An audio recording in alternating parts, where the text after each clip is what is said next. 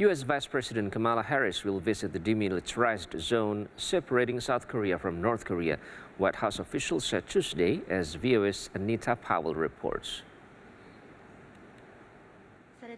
U.S. Vice President Kamala Harris paid her respects Tuesday to assassinated former Japanese leader Shinzo Abe, but also used her time in the region to stress how the U.S. values Japan and South Korea as strong allies in the face of an emboldened China.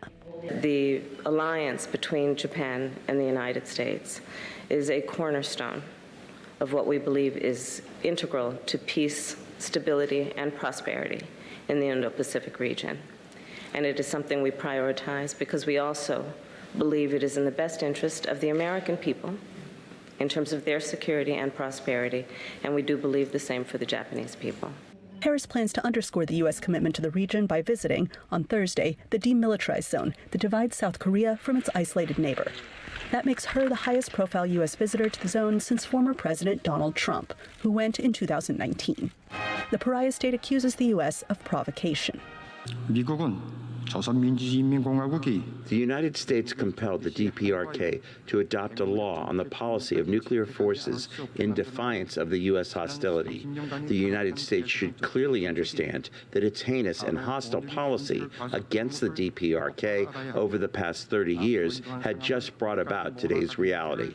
Analysts say that North Korea clearly dislikes the closeness between the U.S. and South Korea. North Korea has expressed displeasure about this in a way that only they can.